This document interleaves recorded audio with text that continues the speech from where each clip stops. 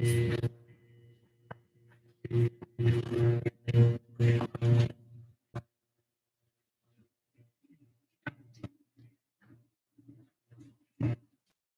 morning, everyone. It's Wednesday, April 26, 2023. It's 10:02 a.m. Roll call, please. Tim Atkinson, Here. Janet. Jim Marlowe, Present. Jim Razor. Present. Is there any public comment before we get started? Anybody online?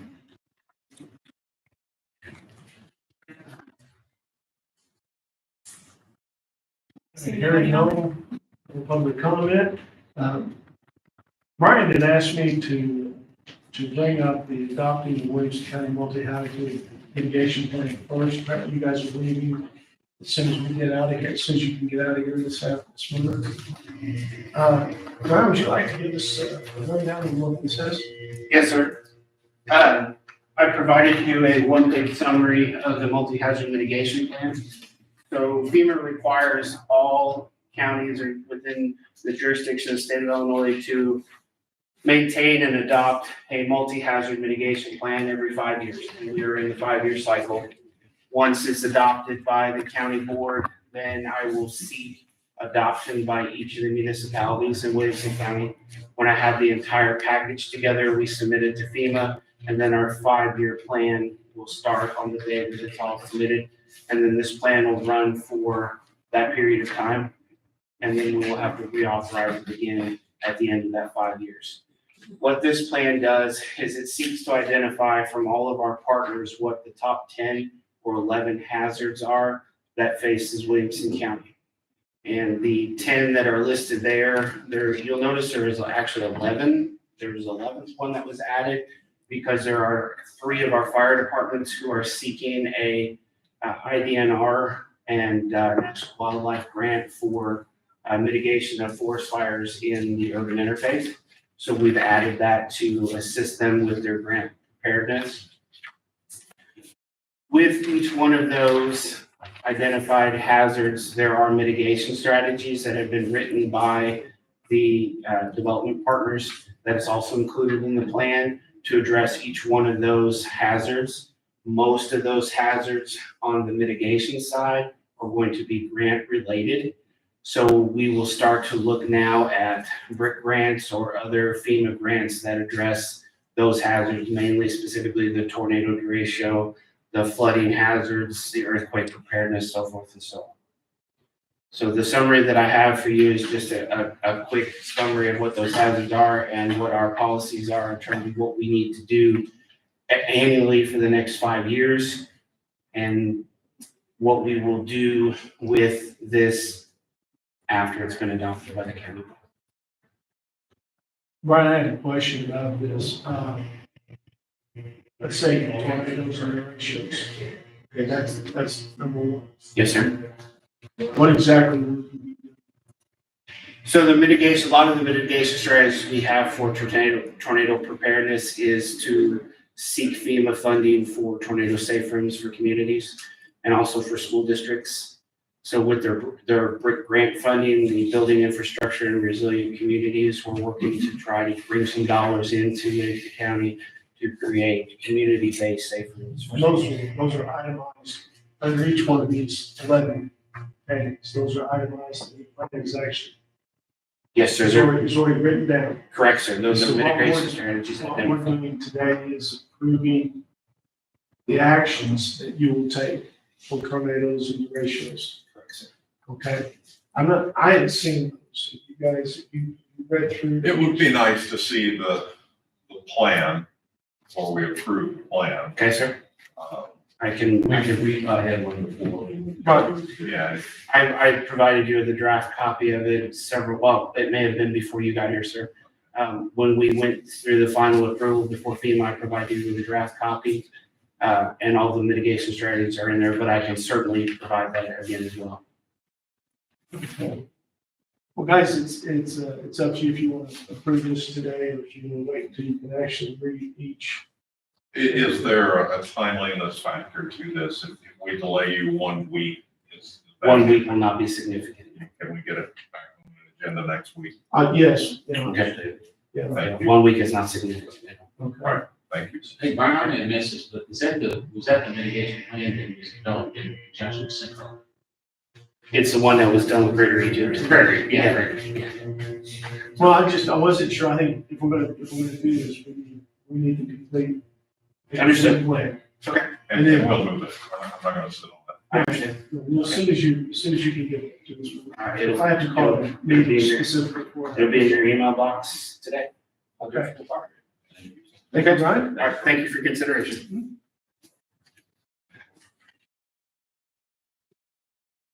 On moving on to new business, as you know, James had asked us to replace the fiber optic. He then went out and got bids, and on the agenda it says approval. It probably should have said authorized, because the contract will not be between the county and these people. It will be between Mayor Networks and whoever he decides to use on this. What I would like to do is just authorize him to go ahead with that work now that we know what the numbers are.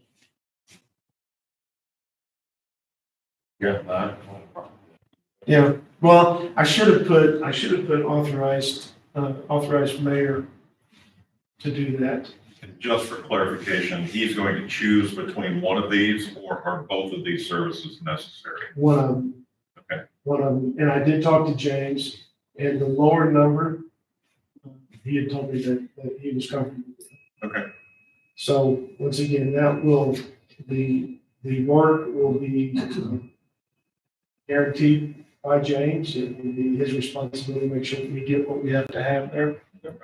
And so I just saw that. So if it's all right with you guys, I'd like to give him, we'll go ahead and do that.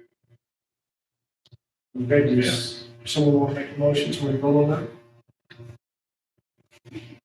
So we're making motion here to authorize Mayor Networks to choose a third-party vendor to install fiber optic for connectivity between the administrative building and the courthouse. And then also the elevator. So, made. So made. Also, Roll call, please. Tim Atkinson. Yes. Jim Marlowe. Yeah. Jim Racer. Yay. Sorry that was so complicated. We should have been clear on that. On the next item, which was the grant writer position. This goes back to that energy transition grant that we got. And a few weeks ago, the meeting, we said that we thought the best use for the money would be to employ grant writer. Okay, so that has progressed. We're not hiring a person and sending them the job qualifications. But what we do need to do is have the salary schedule so we can move on to the next phase of the grant. Sure. And I sent over to you guys just something that I'd asked Kim to put together for our use. And if it was approved by you guys, I'll send this on to Greater Egypt as a basis of where the money's going to come from in excess of $62,500. And for clarification again, Sure. it was my understanding this was a one-time grant, but I've heard rumblings of there may be more. I think there's going to be at least another round two. Yeah, I think that's my understanding. Like, okay. If there is, I'm positive on this all the way through. My concern was, when this first came up, we all heard that the county was qualified for the first round. Right. Other entities inside the county were qualified for subsequent rounds, but the county was not. Yeah. So if we fall back to that, then I'll be in the camp of, we're going to be revisiting how we're going to pay for this a year Exactly. from now. No, I agree with you completely. on that. So I guess I just ask that, this is one of the things I think is important for the county. I'm not against this at all. But when we get to the point of interviewing / hiring, I think we need to make sure we're clear on that. Yeah, anyone that steps up. I agree completely. with Yeah. that. Yeah. No, absolutely. Right, that was my fault. We just, in order for this grant to move on, we have to give you something. And when asked if this ties our hands in any way, it doesn't tie our hands in any way yet. So, Okay. So even though we're saying this number, we're not locked into this number. right, for instance, we may not be able to hire somebody at this price, so we may have to revisit the amount that we have to pay. Okay. How does this salary compare with the last person that was in this position? The last person in that position was about $58,000 plus our benefits. And then we have continued to put that amount of money in the budget every year in contingency, in the thought that we might actually hire somebody sometime. So for the past 2 years, that amount's been in the budget. Yeah.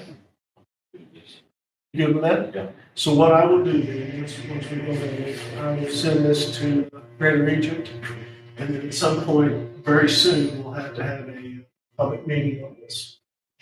So, yeah, you can- So you need a motion in? I do, yeah. Okay, I'll make a motion to approve the grant writing position.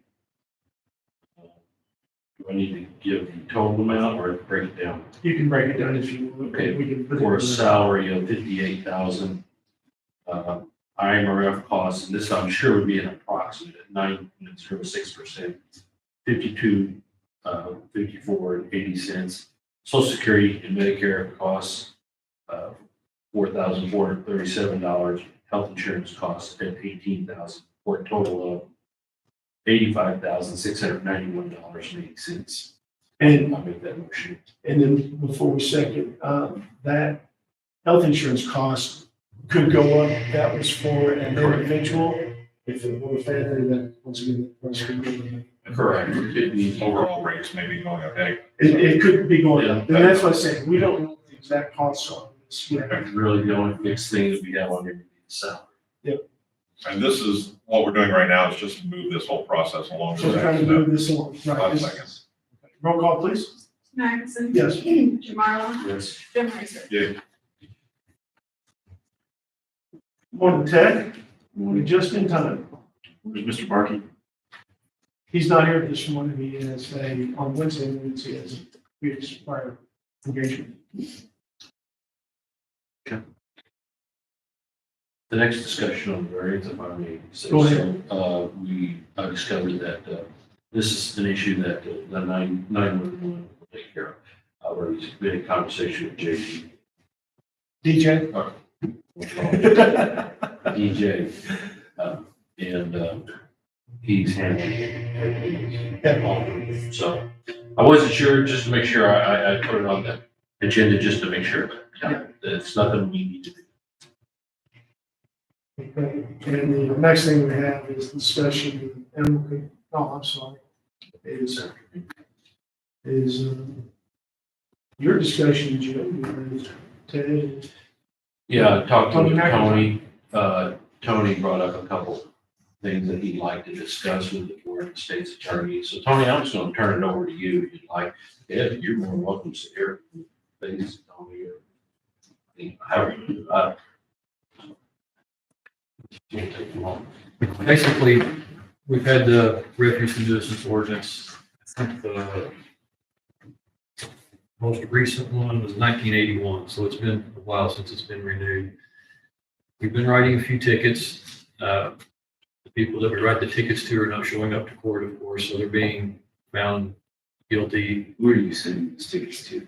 That's going through the state's attorney's office. But which person do you know it's sent to? Sure. I spoke with all of my assistants, and none of them have seen any tickets that have been filed on behalf of your agency since I've been involved.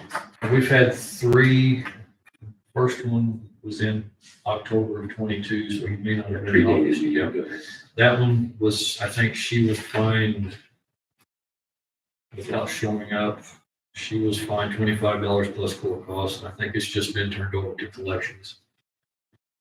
The last 2, one was written in March 3rd of 23, and they were found guilty fined $300, I think, plus court costs, and it has also been turned over to collections. The other one was just filed on the 18th, and it has not shown up yet. This month? Yes. Okay. I'll check in on that. Usually we just take it to the desk, and it's And just. these are finally offenses. Yes, Have you thought about, that was why I'm trying to get a better idea of what we can do to get something done as far as actually getting it cleaned up. But that's what we're doing. well, I think part of what you want to get it cleaned up is, I'll give you an example. Truancy folks, we're seeking convictions on truancy cases, not because we necessarily want 30 days in jail on these individuals. We want people to know that we're taking it seriously, and that if you commit that offense in Williamson County, there will be a penalty. Similar situation for you. I realize these are finally offenses, but we need to push this out to the public and get these dispositions so that people are not notice that if you commit these offenses that you're signing them for, there is a penalty. One of the ways I could recommend doing that, I certainly haven't spoken to the sheriff with this to involve him, because you know he's incredibly gifted at pushing things out to the public.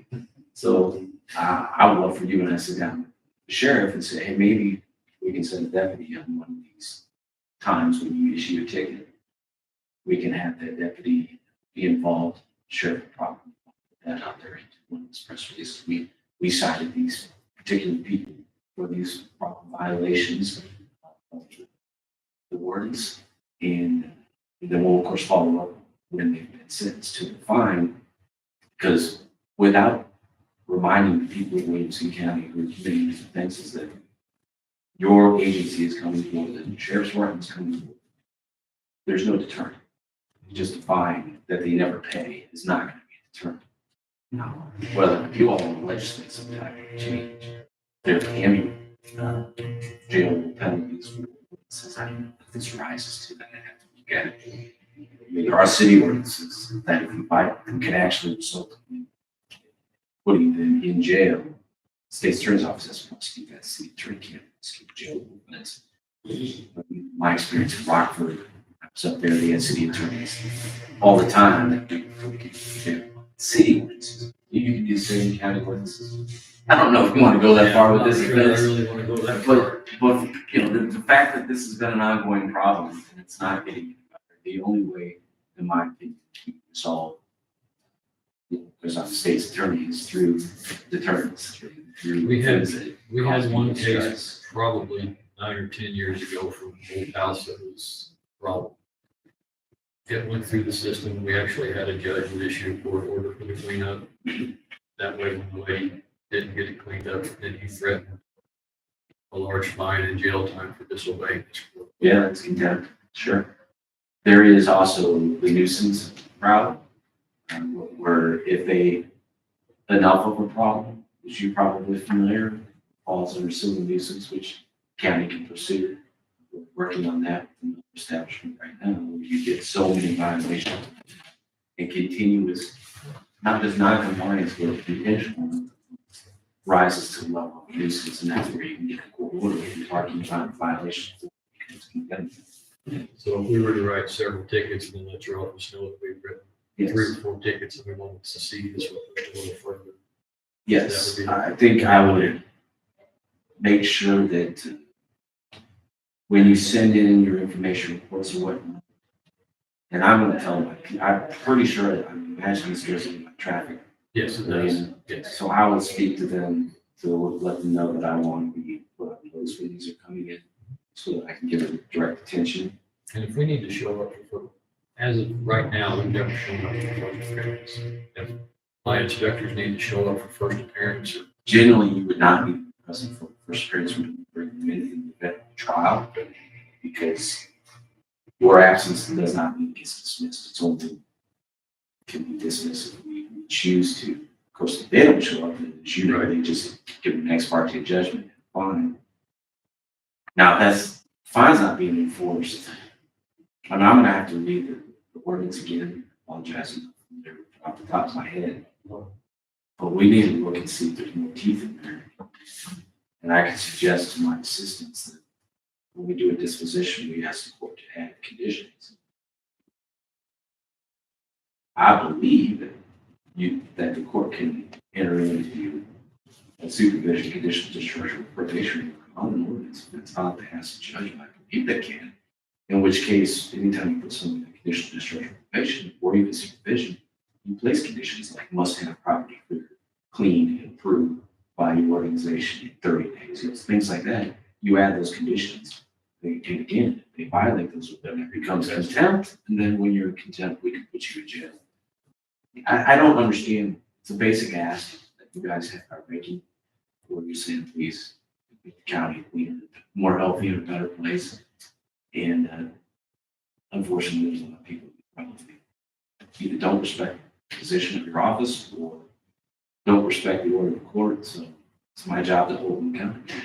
So I'm more than happy to do it. But Ted, is there anything this board could do to help you in that? Well, as I was saying earlier, I have to reread the ordinance. Maybe we ask the board to revisit, legislation. You legislate, I can't legislate. That was I'm sorry, Michael, you said 81. So 81. we're talking about a more than 40-year-old ordinance. I think we just need to look at We the just ordinance. need to look it over. And I'll review with, The fines and everything were updated in 2010. Yeah. But the general body of the ordinance itself was from 81. They did increase the fines. to what's the maximum fine. It depends on which part of the ordinance. Some of them can go up to $750 for each offense. Yeah. And each offense is like each day that it exists can be classified as a separate offense. Yes, every day's a new thing. I like Some of the the fact lesser that ones are you're- 25 to 200. So That we might be able to get a sheriff's deputy out with it. Oh, I think, That, just the thought of that would help. and a lot of times it's just the presence, right? Just the Yeah, presence. We're not trying to We're not trying to put start everyone in jail, but the point is, you have to make them understand that we're serious about the enforcement of these incidences. There are many people in the community, I know I've talked to Commissioner Razor before, and both of you, about people who are upset about trash and whatnot being located in our community. I mean, nobody wants to have that. And if there's certain people that will never get the point, so we have to make the point clear to them that they will be taken seriously and be held accountable. That would help us. We'll all get calls. Every month we get calls from citizens. I get pictures sometimes from you. Sometimes we take pictures and send them to you. Sometimes they send them us and we forward that to you. And last year we had a situation where the cows were getting out of the farmer's field, and we had, the commissioners had absolutely no way to help that situation. And I think we're all anxious and ready to do something here. If there's something we can do, I think we will. Well, there's the collaborative effort. The county board has the authority to legislate. Right. The sheriff has the authority to arrest, write the tickets, to uphold the law, which I prosecute the violation. So it's a collaborative effort between the three agencies to get things like this done. Sure. Of course, we're very fortunate, in my opinion, to have a board that communicates well with its state's attorney and its sheriff, so we can get anything done when we put our minds to it. Among the millions of things that we're all handling, added to the list, but everything needs attention in due course. So anytime that you feel like my office is either missing something, not taking it serious as maybe you think you should, my door is always open. I tell them that literally is. Razors walk through several times, so it's open. But I never felt like it was your office. It's just a system. correct. It needs to be kind of tweaked just a little bit. And again, I'll talk to the assistant that's in the courtroom and specifically indicate to me, I want to put an emphasis on these tickets for a while. My guessing is that most of the ones that you're writing are significantly non-compliant. It's not as simple as somebody set something out in the yard and you're there the next day. It's a problem. We usually Eventually, give at least 2 warnings before Sure. we write a ticket, sometimes 3 or 4, depending on if it's not a big situation. We're not going to waste the court's time with a ticket for a couple bags of Sure. trash. We'll keep pushing that till we get it cleaned up. If it's a significant well, I mean, situation, then no different than a lot of people running my business home who just literally don't care about the fact that they're a habitual offender. And the only way you can get their attention is through the power of the legal system, legal process. It's the unfortunate reality of the world. But yeah, anytime you have any issues, and I will check on the recently, find out where it's at. But I think it's in our best interest, and I'll pull the ordinance myself and we review it, potentially update it to put a little more teeth into it where we can. It's not very difficult. I'll talk to Judge Green and make sure that we're not overstepping on the ordinance, but I believe that there is at least a history lesson. Ordinances used to be the basis by which we arrested people in the 60s. State statutes like Class A's and B's and C's misdemeanors didn't exist until after mid-1970s and 80s. So it used to be that all the arrests were made on ordinances. So they never removed that from the code.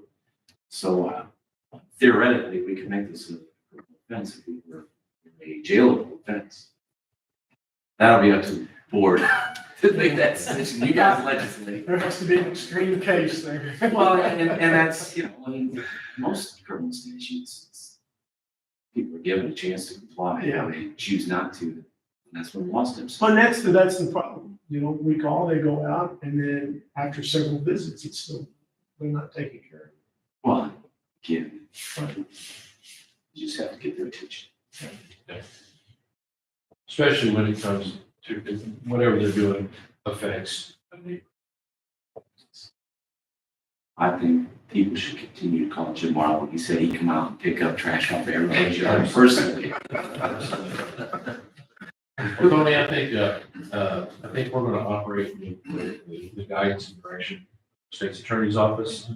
We look at the ordinance that we have written, we'll discuss, and I would like to say probably, hopefully within the next couple of months, we can get something organized and updated.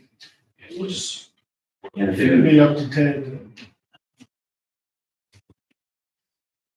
pretty well, book the rest of this week, if you have some time next week to come to my office, so we can talk some more. So I get an idea of what's going on, how your enforcement officers are being treated, things like that. A little bit of background information around it. You could be Carl, have my assistant call you and set something. Very good. Thank you very much. All right, thank you. Tony, Thank you, we appreciate it. You have anything else, Ted? No, since I'm here. I need to talk to Tim afterwards anyways. Okay, sure.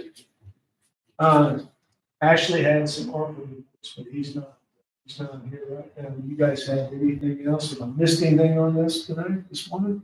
No, we're just gonna meet with, Mark Dillon this afternoon. Right, we will have a couple of ARPA things to approve, so, to sign on today. Alex. Alex, Travis. All right, well then, we'll need a motion to recess and reconvene at 1 p.m. I'll make that motion. I'll second. Roll call, please. Jim Anderson. Yes. Jim Marlowe. Yeah. Yeah. Remind me, can I talk to the three of you about employment issue?